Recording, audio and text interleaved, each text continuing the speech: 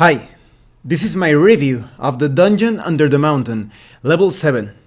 If you haven't seen my other reviews of this mega dungeon, I recommend that you check out the links in the description below. Let's start talking about the quality of this PDF. The quality is great. It's fully bookmarked, so it's going to be very easy for you to move through the entire PDF. You also have a summary page divided by squares, so that you can go to any section of this level 7. The legend also allows you to easily understand the symbols, like in the other maps of the Dungeon Under the Mountain. And you have the Rule the Dungeon button, of course, in the same page where they explain how to use this particular map. The Rule the Dungeon button will allow you to hide the room numbers if you want. You can also hide the furniture, the doors, and similar objects. You can also activate and deactivate the grid, the teleport areas, the water sections, the main areas, the secondary areas as well. You can activate and deactivate the fill, and toggle the white and yellow colors. Now let's talk about the map itself. This map with the central area, it feels like it would be a great place to have a sort of like a Darrow or Duergar stronghold.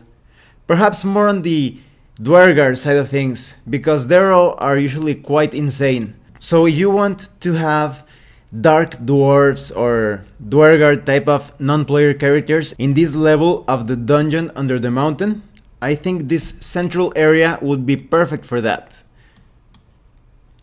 And surrounding this central stronghold, you have a number of caves that would be great. For example, maybe there are some sort of conflicts, some type of guerrilla operation or rebel operation around this stronghold. These caves could serve as hideouts for any enemy that is sort of like assaulting or carrying out a prolonged siege against this underground fortress. Or maybe these caves house something else. Maybe they are just there to serve as a shortcut between level 8 and level 6 through this level 7. The central area itself looks quite difficult to access.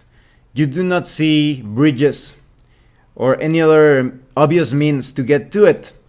You do have some caves around it and the main entrance area, of course.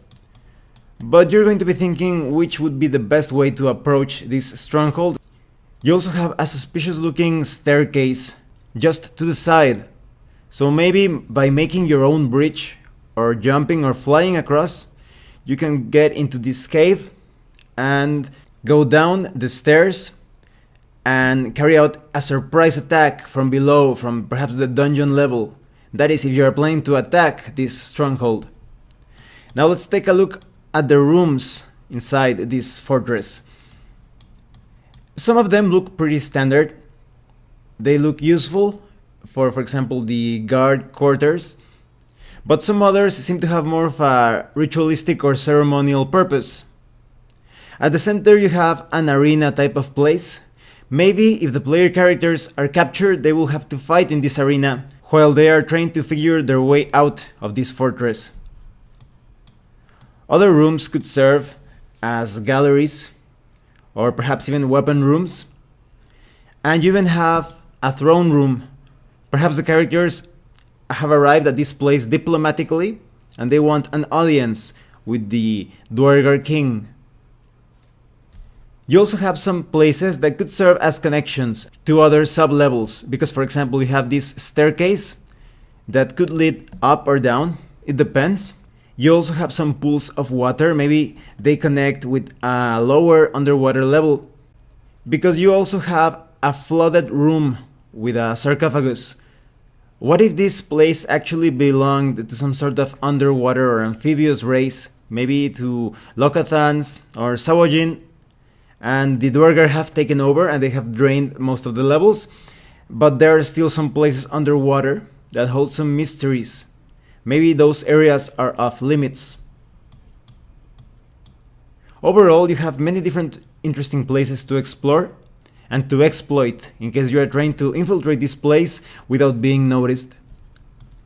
But I definitely suggest that you use either the pools of water or the different staircases to create some interesting connections, perhaps with other levels in the Dungeon Under the Mountain or some sub-levels of your own creation. So what do I think of this level 7 of the Dungeon Under the Mountain? This is definitely a great level to serve as a stronghold for any type of underground race that is inhabiting the Dungeon Under the Mountain. Maybe a group of mercenaries or explorers have taken control of level 7 and they have this as a sort of like a safe hub. Maybe this is actually a place where the player characters can carry out commerce and find some respite in their explorations of the Dungeon Under the Mountain. I also think that the nearby caverns surrounding this central structure could hold some interesting secrets, considering that you have some connection opportunities so that you can travel between the levels. Maybe there are some connections that not only provide a passage for more immediate levels, maybe you can actually go 2 or 3 levels above or below. So I definitely recommend that you get the Dungeon Under the Mountain level 7.